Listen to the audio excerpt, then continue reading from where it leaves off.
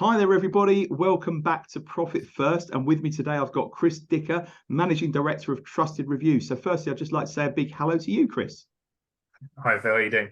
Very well. Thank you very much. Very well. Thank you very much for joining me. So for people that are actually watching this right now that don't know what you do and how you help people, Chris, how could you sort of summarize what you and Trusted Reviews do?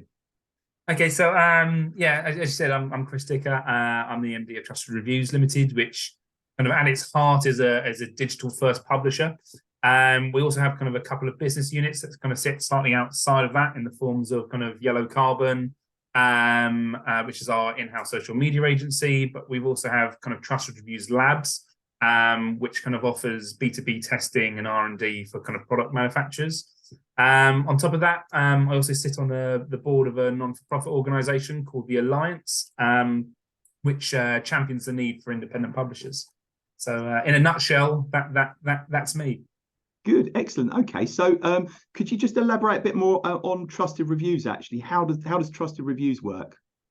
So, Trusted Reviews is in its form a reviews website. So we can tend to. We used to have a saying which would reviews anything with a plug, right? To kind of give you an idea of the sort of things we review. So anything from TVs to mobile phones to washing machines and so forth. And what kind of stands us apart from quite a lot of our other competitors is that we thoroughly test every single product before we kind of publish our review. So be that, even down to the point of a washing machine. We've got a independent kind of test center in Essex where we're all kind of set up to test white goods, whether that be large or small. Because I'm sure you can imagine, like testing a mobile phone can be quite easy because you can send that to anyone, whether at home or in an office. But if you're working from an office in London and you get a knock on the door and there's a big washing machine to review, that's a little harder because you can't take that on the train on the way home with you, right? So you need to have kind of a dedicated centre in order to do that. So the facilities is all being kitted out in order to do anything from, as I said, washing machines, dryers, big fridge freezers, ovens, all that sort of things. Good. Thank you very much. I'm pleased to ask you that. So I was wondering what the lightning logo actually meant, but now it's all sort of falling into place. So well done.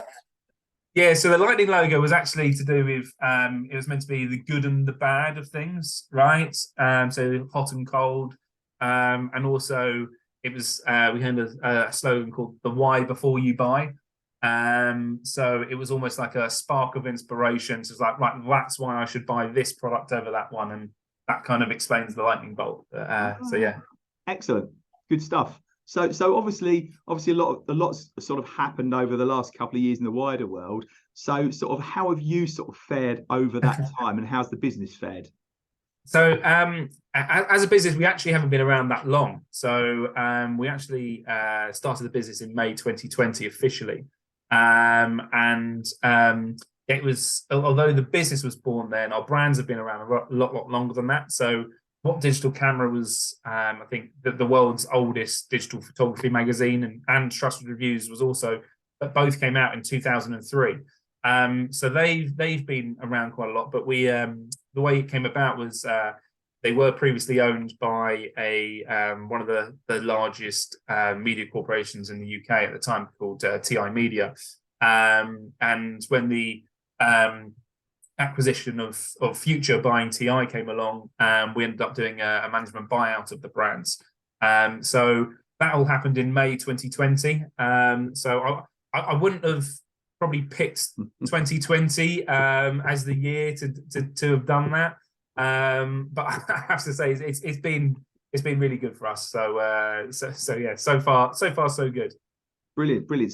So what's the sort of, obviously you started during COVID, but what would you say are the biggest changes that you've had to make within your business during that time, or since you started back in May 2020, Chris? Yeah, so there's everything we've done pretty much since it started have been massive changes, right? So from restructuring the current team, because we kind of took already an established team and had to look at kind of restructuring that.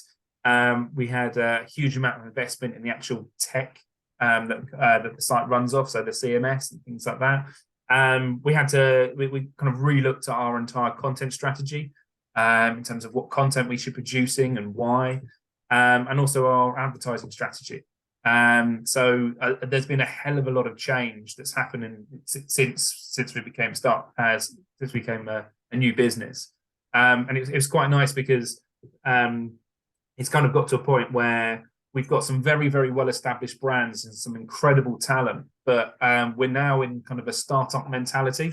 So we no longer have the structure that you would have at the big organization, so we can move a lot quicker than we have been able to previously.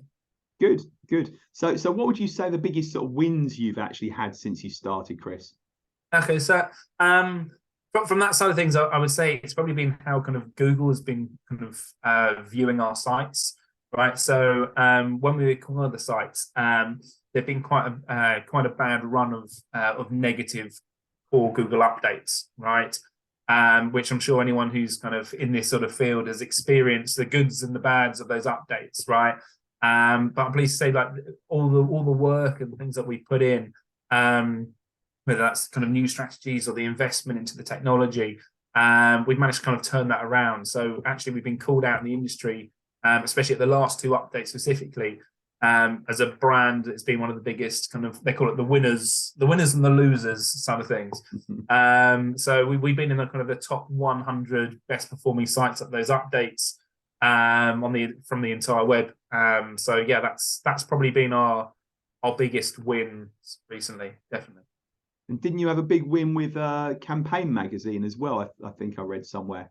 From the places to work, best places to work, sort of things. Yeah, so that was really done from our employees.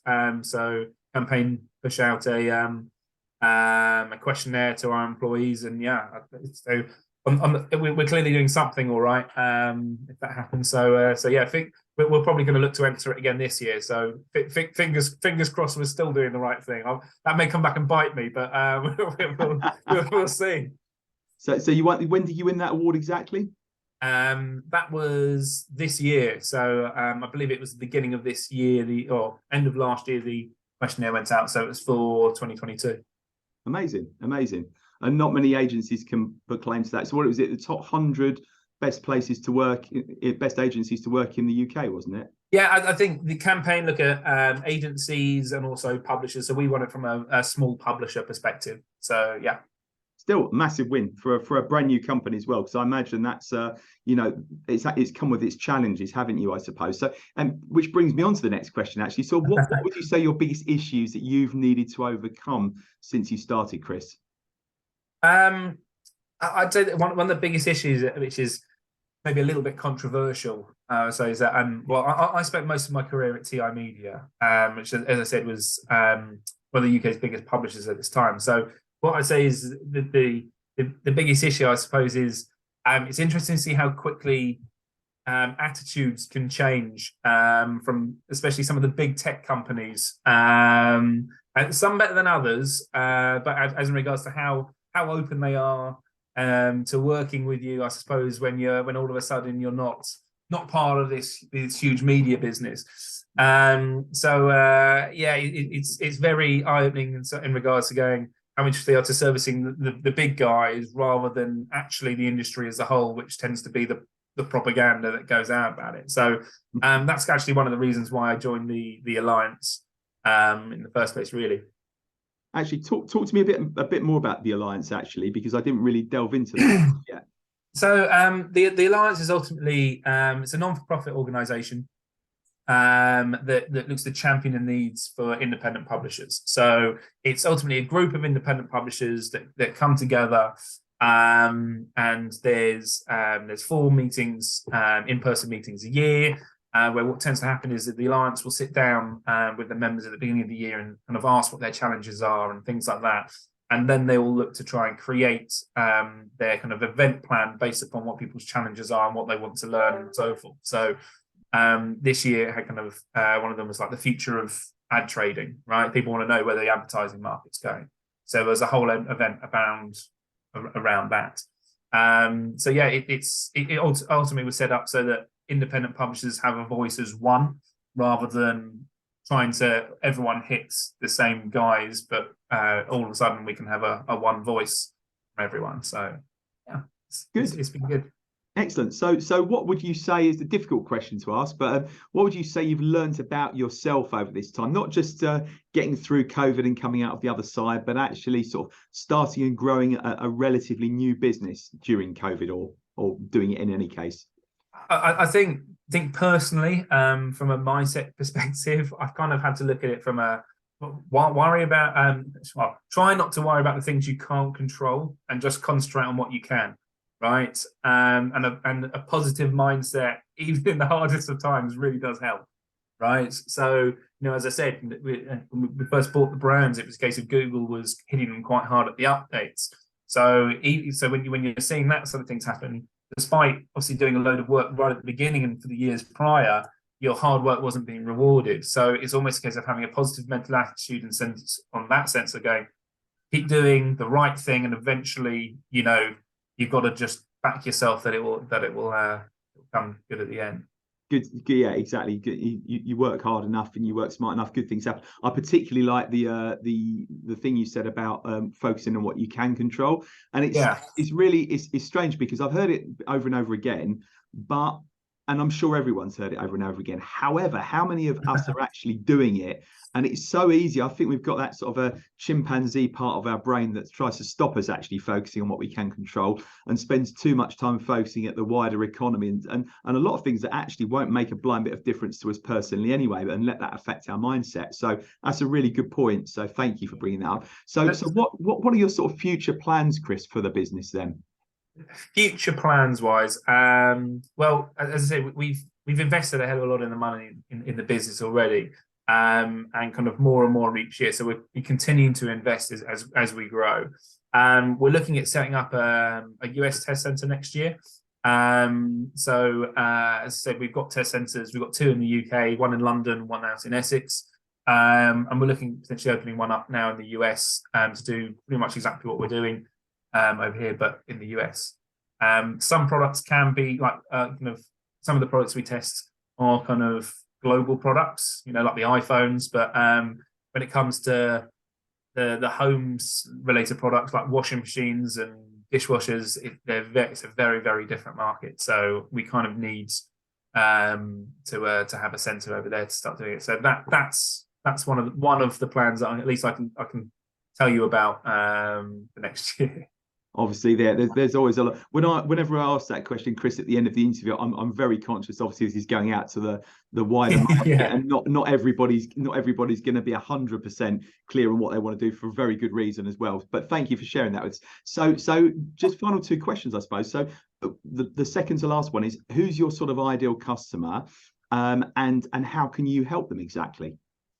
So I'd say in terms of our ideal customer, it's ultimately anyone who has a product that they're looking to promote. We can help get exposure for those products, but also from a Yellow Carbon perspective, being our in-house social media agency, we can help with any forms of social media help. So whether that be strategy or content creation or posting, or just another pair of hands to help kind of post on a ongoing basis. That's anything like that we can help with.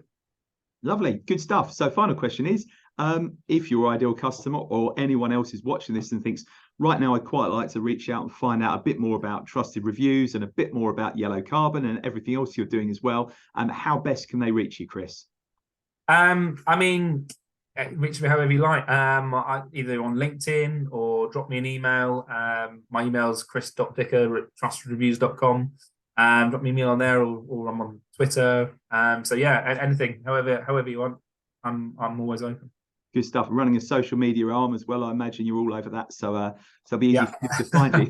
So fantastic. Well, listen, thank you so much for your time, Chris. It's been really entertaining and educational, finding a bit more about what you do and how you help. And catch up soon. Thanks, Phil. Catch you later. Take care. Bye. Bye.